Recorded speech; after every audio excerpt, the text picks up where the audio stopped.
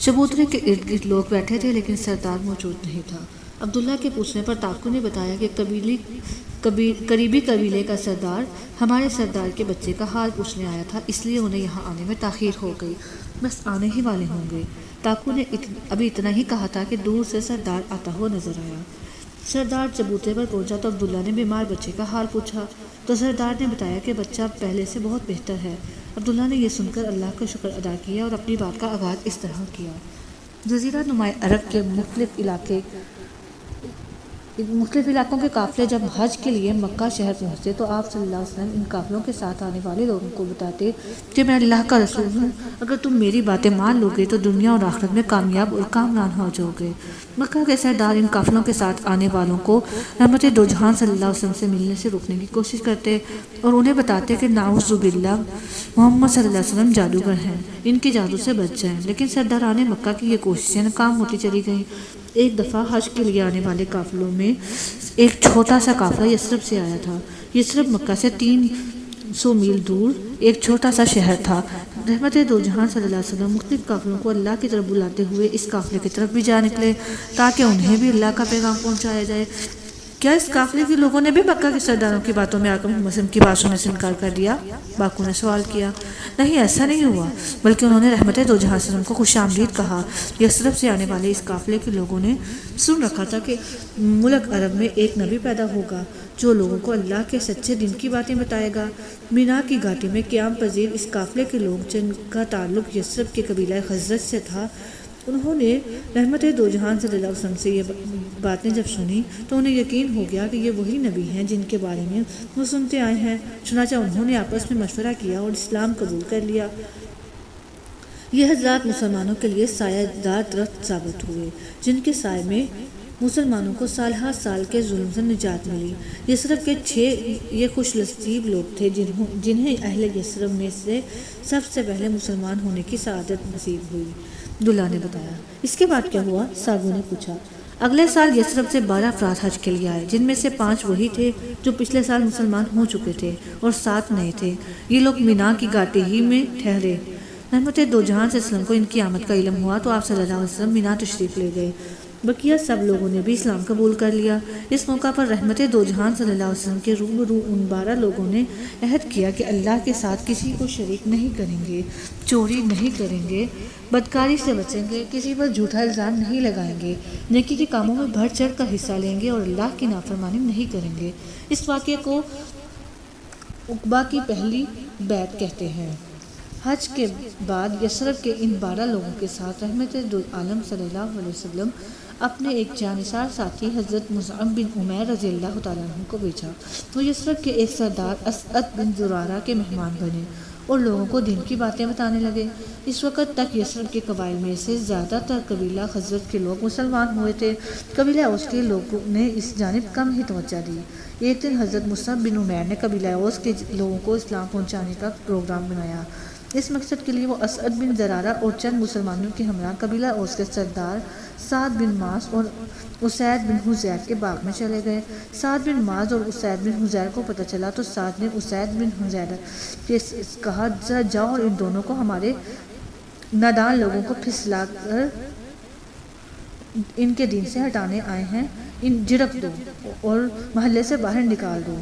میں یہ کام خود سر انجام دیتا، لیکن اسد میرا خالہ زاد بھائی ہے، اس لیے میں تمہیں بھیج رہا ہوں۔ جس طرح طائف کے 3 سردار بھائیوں نے محمد صلی اللہ علیہ وسلم کو طائف سے نکالنے کے لیے بوڑھے لڑکے اور گنڈے پیچھے لگا دیے تھے کہ یہاں مصعب بن عمیر اور اسعد بن زرارہ کے ساتھ بھی ایسا ہی معاملہ پیش آیا؟ تاکو نے پوچھا۔ اسید بن حضیر سعد بن معاذ کے کہنے پر سخت غصے کے عالم میں باغ میں پہنچا اور آتے ہی مصعب بن عمیر کو برا بھلا کہنے لگا۔ مصعب بن عمیر یہ سب کچھ خاموشی سے سنتے رہے۔ اسید بن حضیر کو یہ دیکھ کر سخت حیرت ہوئی کہ اس کی سخت کلامی کا مصعب بن عمیر پر کچھ اثر نہیں ہوا۔ اس بات نے اسید کو سوچنے اور سمجھنے پر مجبور کر دیا۔ یہی وہ موقع تھا جب مصعب بن عمیر نے اسید بن حضیر کو بہت پیار اور نرمی سے سمجھایا کہ میں تو آپ لوگوں کی بھلائی اور فائدے کے لیے کچھ باتیں بتانے کے لیے آیا ہوں۔ آپ ہمارے پاس بیٹھیں اور ہماری باتیں سنیں۔ اگر کوئی بات پسند آ جائے تو قبول کر لیں، پسند نہ آئے تو چھوڑ دیں۔ عبداللہ ذرا سانس لینے کے لیے رکا تو راکو نے بے تابی سے پوچھا، پھر کیا ہوا؟ پھر یہ ہوا کہ عبداللہ نے اپنی بات دوبارہ شروع کرتے ہوئے کہا، مصعب بن عمیر کی باتیں سن کر اسید بن حضیر کہنے لگا، تم نے انصاف کی بات کی ہے۔ مصعب بن عمیر نے موقع غنیمت جانتے ہوئے اسلام کی بات شروع کی اور قرآن مجید کی تلاوت کرنے لگے۔ اسید بن حضیر نے کب قرآن مجید سنا تھا؟ قرآن آیات سنتے ہی اس کی دلی کیفیات تبدیل ہونے لگیں، اور پھر وہ لمحہ سعادت آیا کہ اسید بن حضیر نے اسلام قبول کر لیا اور کہا، میرے پیچھے ایک اور شخص ہے، اگر وہ تمہارا پیروکار ہو گیا تو کوئی تمہاری مخالفت نہیں کرے گا۔ کیا سعد بن معاذ نے بھی ان کی بات مان لی؟ باقو نے پوچھا۔ اسید جب سعد بن معاذ کے پاس پہنچے تو کہنے لگے، میں نے انہیں سمجھا دیا ہے، لیکن وہاں بنو حارثہ کے لوگ آ کر تمہارے خالہ زاد اسعد بن زرارہ کو قتل کرنا چاہتے تھے۔ سعد غصے کے عالم میں فوراً وہاں پہنچا کہ کہیں اس کے بھائی کو قتل نہ کر دیا جائے۔ اس نے وہاں پہنچتے ہی دیکھا کہ اسعد اور مصعب بڑے اطمینان سے بیٹھے ہیں۔ وہ انہیں برا بھلا کہنے لگا۔ مصعب بن عمیر اور اسعد نے پہلے کی طرح ساری باتیں تحمل اور بردباری سے سنی۔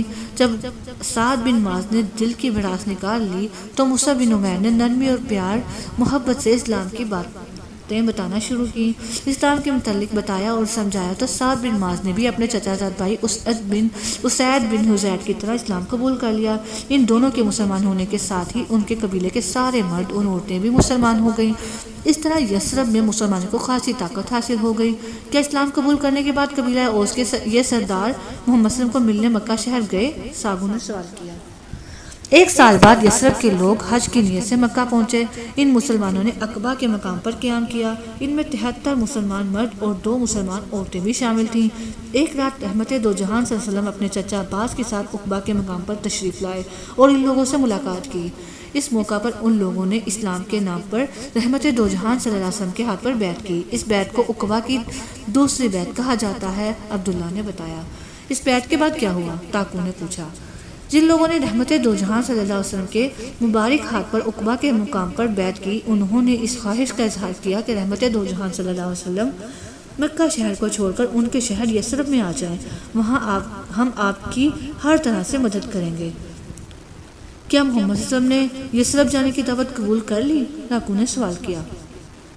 عقبہ کے مقام پر بیعت کرنے والے یثرب کے لوگوں کو رحمت دو جہان صلی اللہ علیہ وسلم کے چچا عباس بن عبد المطلب نے مخاطب ہو کر کہا، محمد صلی اللہ علیہ وسلم کو اپنے ساتھ یثرب لے جانا آسان کام نہیں۔ آپ کو یثرب لے جانے کا مطلب ہے کہ آپ لوگ پورے عرب کو اپنا دشمن بنا لیں گے۔ ایسا نہ ہو کہ پورے عرب کی مخالفت اور دشمنی آپ لوگوں کو ان کا ساتھ چھوڑنے پر مجبور کر دے۔ کل کو ان کا ساتھ چھوڑنے سے بہتر ہے کہ ابھی سے انہیں چھوڑ دو، کیونکہ وہ اپنی قوم اور اپنے شہر میں بہرحال عزت و حفاظت سے ہیں۔ رحمت دو جہاں صلی اللہ علیہ وسلم کے مبارک ہاتھ پر بیعت کرنے والے اہل یثرب نے بڑی جرأت اور دو ٹوک انداز میں جواب دیا کہ دنیا ادھر کی ادھر ہو جائے، ہم کسی بھی حالت میں رحمت دو جہان صلی اللہ علیہ وسلم کا ساتھ نہیں چھوڑیں گے۔ پھر انہوں نے نبی صلی اللہ علیہ وسلم سے کہا، لیکن ایسا نہ ہو کہ جب اللہ تعالیٰ آپ کو غلبہ عطا فرمائے تو آپ ہمیں چھوڑ کر اپنی قوم کی طرف پلٹ آئیں۔ یثرب کے لوگوں کے دو ٹوک اعلان اور فیصلے کا محمد صلی اللہ علیہ وسلم نے کیا جواب دیا؟ ساگو نے پوچھا۔ رحمت دو جہان صلی اللہ علیہ وسلم نے اہل یثرب کے ان نمائندہ لوگوں کو دو ٹوک جواب سننے کے بعد اعلان کیا کہ اب میرا جینا اور میرا مرنا آپ لوگوں کے ساتھ ہوگا۔ عبداللہ نے بتایا۔ کیا محمد صلی اللہ علیہ وسلم بیعت عقبہ میں شامل یثرب کے لوگوں کے ساتھ ہی مکہ سے یثرب روانہ ہو گئے؟ تاکو نے پوچھا۔ نہیں، ایسا فوری طور پر نہیں ہوا، بلکہ یثرب کے قافلے کی واپسی کے بعد رحمت دو جہان صلی اللہ علیہ وسلم نے مکہ میں موجود مسلمانوں کو اجازت دے دی کہ وہ سرداران مکہ کے ظلم و ستم سے بچنے کے لیے یثرب جا سکتے ہیں۔ اس حکم کے ملتے ہی مسلمانوں نے ایک ایک کر کے مکہ سے یثرب کی ہجرت شروع کر دی۔ عبداللہ نے بتایا۔ مکہ کے سردار تو خوش ہوں گے کہ ان لوگوں کے جانے کے بعد وہ لوگ جو ابھی مسلمان نہیں ہوئے انہیں اسلام لانے سے باز رکھ سکیں گے۔ راکو نے خیال ظاہر کیا۔ نہیں، ایسی بات نہیں ہوئی، بلکہ سرداران مکہ نے بھرپور کوشش کی کہ کوئی مسلمان مکہ چھوڑ کر یثرب نہ جانے پائے۔ اس مقصد کے لیے وہ یثرب جانے والوں کو زبردستی روک لیتے، انہیں مارتے پیٹتے اور ان کا سامان تک چھین لیتے۔ لیکن اس سب کچھ کے باوجود بہت تھوڑے عرصے میں 100 سے زیادہ مسلمان مکہ سے ہجرت کر کے یثرب پہنچ گئے۔ اس صورتحال میں سرداران مکہ نے کیا حکمت عملی اختیار کی؟ باقو نے پوچھا۔ مکہ کے سرداروں نے جب دیکھا کہ مسلمانوں کو یثرب جانے سے روکنے کی ان کی ہر کوشش اور ہر طریقہ ناکام ہو رہا ہے تو انہوں نے آپس میں صلاح مشورہ کر کے ایک انتہائی خطرناک منصوبہ تیار کیا۔ وہ خطرناک منصوبہ کیا تھا؟ ساکو نے پوچھا۔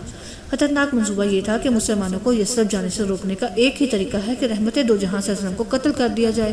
کیا؟ مکہ کے سردار ظالم و جابر صحیح، لیکن وہ محمد صلی اللہ علیہ وسلم کے قریبی رشتہ دار بھی تو تھے، انہیں ایسا خطرناک فیصلہ کرنے کی جرت کیسے ہوئی؟ تاکو نے شدت جذبات میں پوچھا۔ قتل کی یہ انتہائی خطرناک تجویز اسلام کے سب سے بڑے دشمن ابو جہل نے دی تھی۔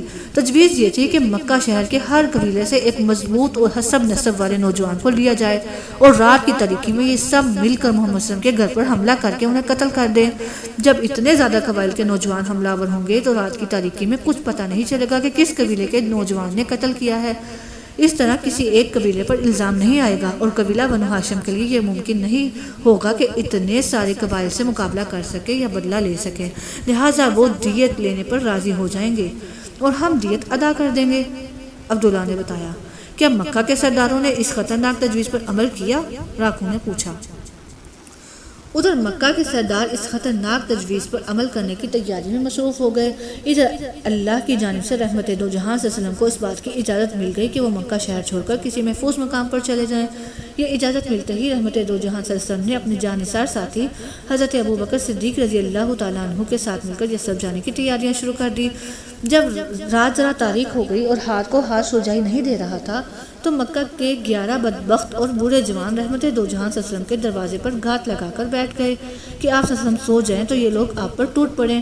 اس سازش کو عملی جمع پہنانے کے لیے آدھی رات کا وقت مقرر تھا، اس لیے کہ یہ لوگ جاگ کر رات گزار رہے تھے اور مقررہ وقت کی منتظر تھے۔ رحمت دو جہاں صلی اللہ علیہ وسلم کو جب سرداران مکہ کے سارے منصوبے کی خبر ہوئی تو آپ صلی اللہ علیہ وسلم نے اپنے بستر پر اپنے چچا زاد بھائی علی رضی اللہ تعالیٰ عنہ کو لٹا دیا اور خود گھر سے باہر آ گئے۔ عبداللہ کی بات جاری تھی کہ باقو نے جج سے کہا تو پھر عرب کے مختلف قبائل کے جنگجوؤں نے محمد صلی اللہ علیہ وسلم پر اچانک حملہ کر دیا ہوگا۔ انسانوں کے منصوبے اور ارادے اللہ کے مقابلے میں مکڑی کے جالے سے بھی زیادہ کمزور ہوتے ہیں۔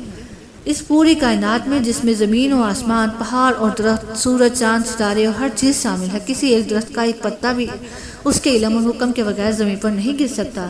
یہ تو پھر اللہ کے محبوب دوست اور رحمت دو جہاں صلی اللہ علیہ وسلم کی زندگی کی حفاظت کا معاملہ تھا۔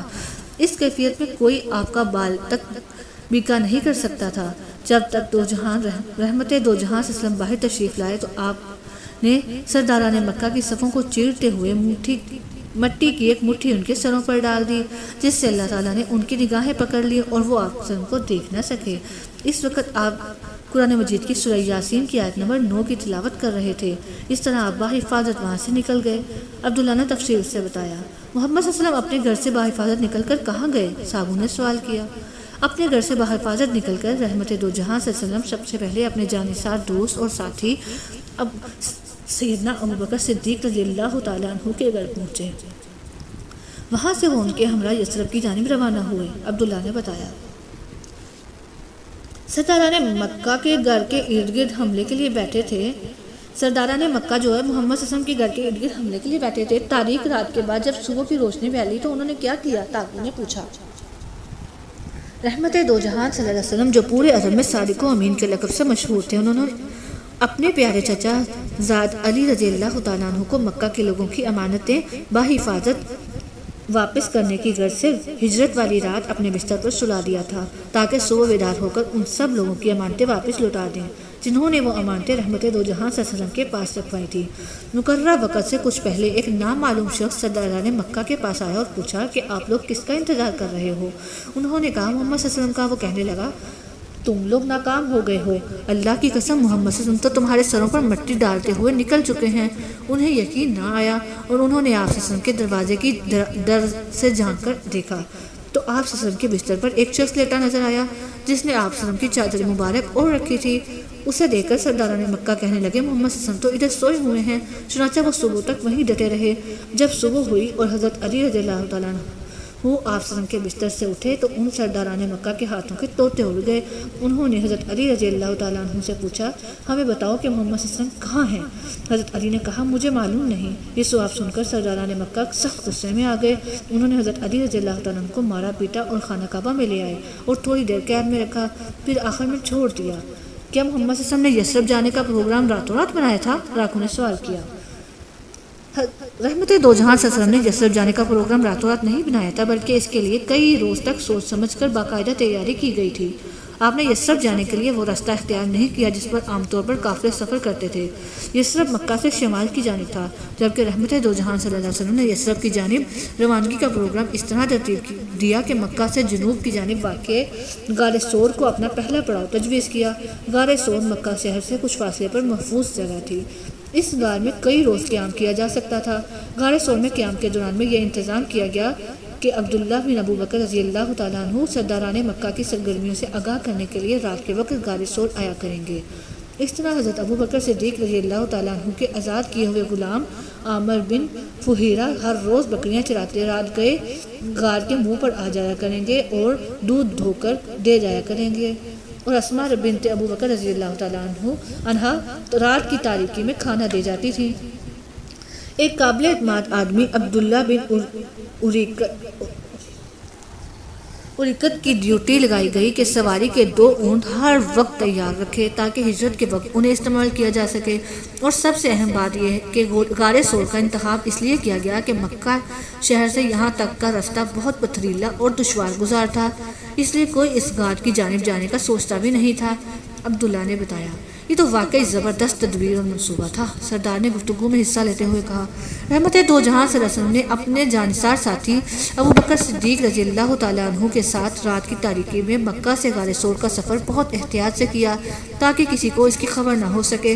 غار ثور میں پہنچے تو ابو بکر صدیق رضی اللہ تعالیٰ عنہ نے غار کو اچھی طرح صاف کیا تاکہ آپ صلی اللہ علیہ وسلم وہاں آرام کر سکیں۔ عبداللہ کی بات جاری تھی کہ باپو نے پوچھا، محمد صلی اللہ علیہ وسلم جنہیں سرداروں نے بہت مہارت اور منصوبے کے تحت قتل کرنے کا پروگرام بنایا تھا، جب وہ ان منصوبے میں بری طرح ناکام ہو گئے تو اس کے بعد انہوں نے کوئی اور منصوبہ بنایا یا خاموش ہو کر بیٹھ گئے؟ مکہ کے سردار جو رحمت دو جہاں صلی اللہ علیہ وسلم کے خون کے پیاسے تھے، وہ اپنے ناکام عزائم میں ناکامی کے بعد خاموش ہو کر بیٹھنے والے کہاں تھے؟ انہوں نے فوراً سب لوگوں کو جمع کیا اور بہت بڑے مجمع میں اعلان کیا کہ جو آدمی محمد صلی اللہ علیہ وسلم اور ان کے ساتھی ابو بکر کو زندہ پکڑ کر لائے گا یا قتل کر کے ان کے سر لائے گا تو اسے 200 قیمتی اونٹوں کے ساتھ گراں قدر انعامات بھی دیے جائیں گے۔ اتنے بڑے کام کا اتنا معمولی معاوضہ؟